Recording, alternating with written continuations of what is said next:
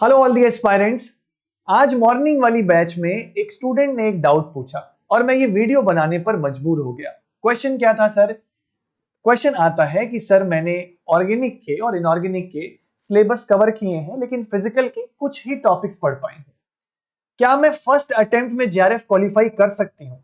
इस क्वेश्चन से मैं थोड़ा सरप्राइज हुआ था कि इतना अच्छा खासा सिलेबस कवर करने पर भी अगर मन में ये डाउट आ रहा है कि मैं क्लियर कर सकता हूं या नहीं कर सकता हूं, तो ये वीडियो आपको पूरा जरूर देखना चाहिए। इस वीडियो में मैं अपना एक्सपीरियंस शेयर करूंगा कि जब मैंने अपना पहला जेआरएफ क्वालिफाई किया था तब मैं मास्टर्स के थर्ड सेमेस्टर में अलॉन्ग विद प्रोजेक्ट वर्क ये चीजें कैसे मैनेज कर पाया था, मेरे क्या स्ट्रेंथ थे, मेरी क्या वीकनेसेस थी, मैं और कहां बेहतर कर सकता था। ये हर एक चीज बहुत डिटेल में चर्चा करूंगा। अगर आप नेट एग्जाम देने वाले हैं इन फ्यूचर तो आपको ये वीडियो जरूर देखनी चाहिए। आप यहां से जरूर कुछ इनपुट लेके जाएंगे। सबसे पहले, अगर आप जब भी जेआरएफ क्वालिफाई कर लेते हैं ना तो आपके सामने इस तरीके का एक सर्टिफिकेट आता है। ये आपका जेआरएफ सर्टिफिकेट है। जहां आप अप्लाई करेंगे कभी पीएचडी के लिए तो इसकी जरूरत पड़ेगी आपको। मैंने जो एग्जाम क्रैक किया था वो 26 नवंबर 2020 को हुआ था और यही मेरा पहला जेआरएफ मतलब पहला नेट एग्जाम था। 36 रैंक इसमें मैंने हासिल करी थी। अब कितना सिलेबस पढ़ के गए थे आप सर?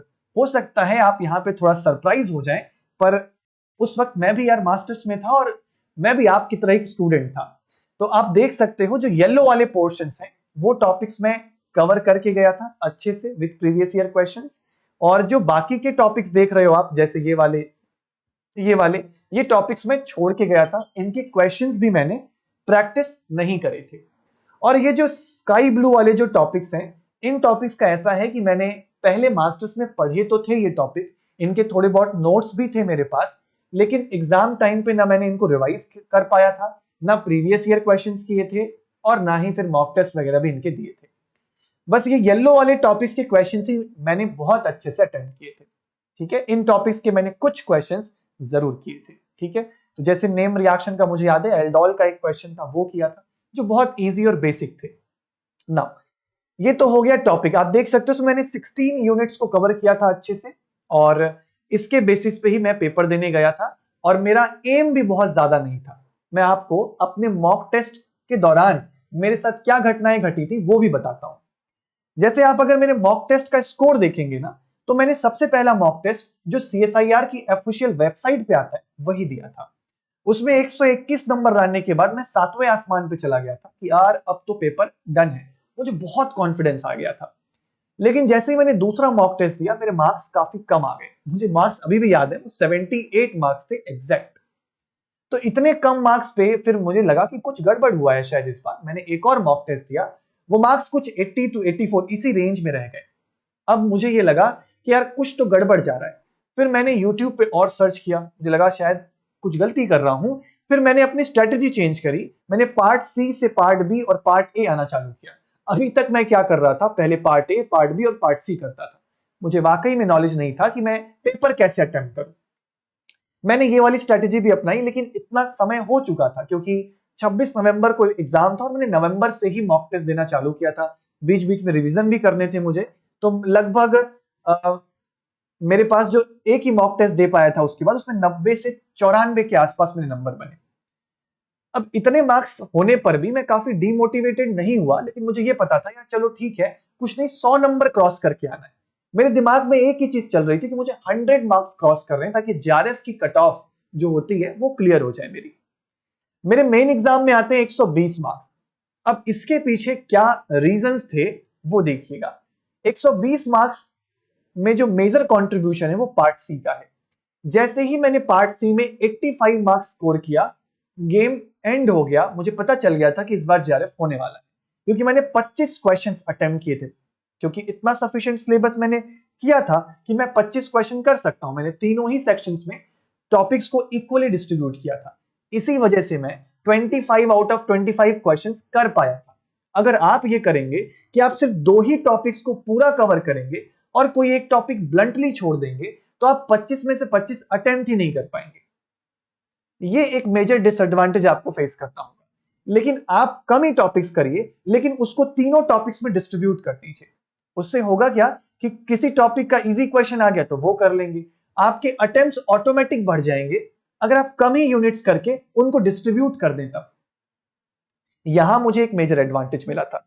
उसके बाद आप देखिए पार्ट बी में 31 मार्क्स और पार्ट ए मैंने सिर्फ 2 ही क्वेश्चन किए थे और वही 2 क्वेश्चन के मुझे मार्क्स भी मिले हैं, क्योंकि मुझे लगता था कि मुझे पार्ट ए में ज्यादा समय इन्वेस्ट नहीं करना चाहिए। मेरी उस वक्त की सोच थी। हालांकि मैं आपको भी आगे बताऊंगा कि क्या क्या मेरी गलतियां थी। तो ये मेरा स्कोर था, 120 मार्क्स था और AIR उस वक्त 36 बनी थी ना। ऐसे क्या क्या कारण थे जो इतने ही टॉपिक्स कवर करने पर भी मैं इस रैंक तक पहुंच पाया या इस मार्क्स को मैं सिक्योर कर पाया? तो मैंने बहुत सोचने के बाद ये कुछ पॉइंट्स निकाले। सबसे पहला पॉइंट, मैंने 2019 के लिए जो जैम एग्जाम था उसके लिए बहुत अच्छे से तैयारी करी थी।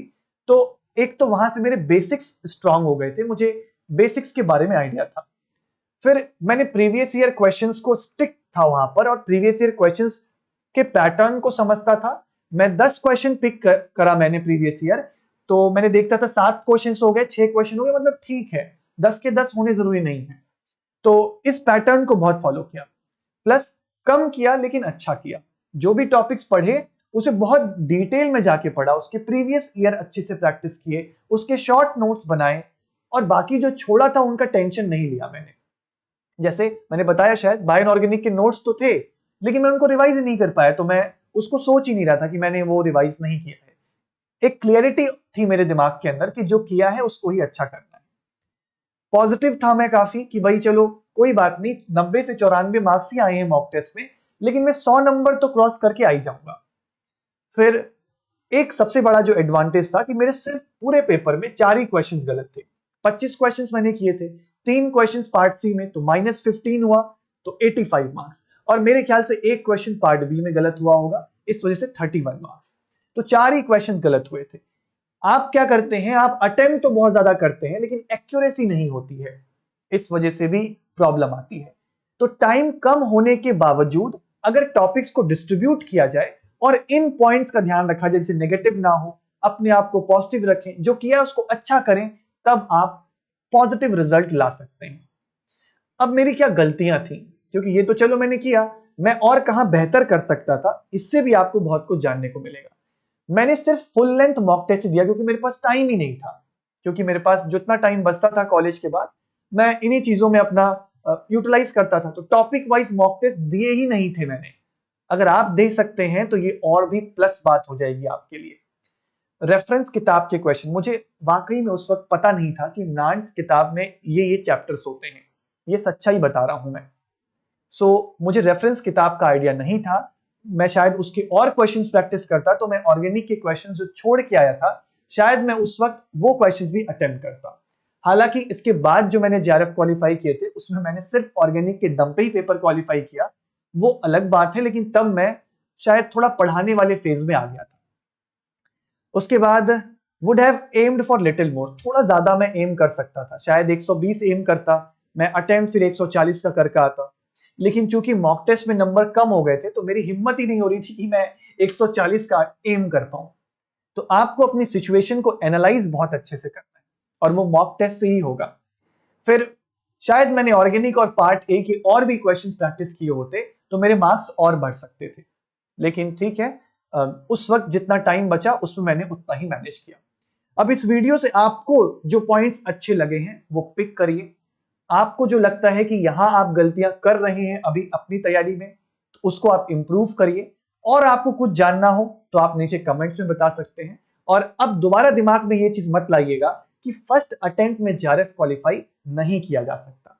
किया जा सकता है अगर आप ठीक से चीजों को हैंडल करें, आप मॉक टेस्ट पे थोड़ा सा दम लगा दें और रिवीजन पे फोकस करें, रेदर देन कि जो टॉपिक्स छूट गए हैं, नोट्स भी हैं, कोई बात नहीं, डिसाइड कर लो ना कि ये नहीं करके जाना, स्किप किया तो स्किप किया। Have a clarity in your mind. चलिए, wish you all the best for the upcoming exam. I hope this video was useful for you. अगर आपको ये वीडियो पसंद आई तो लाइक जरूर करिएगा और कमेंट जरूर करिएगा। Thank you so much and happy learning.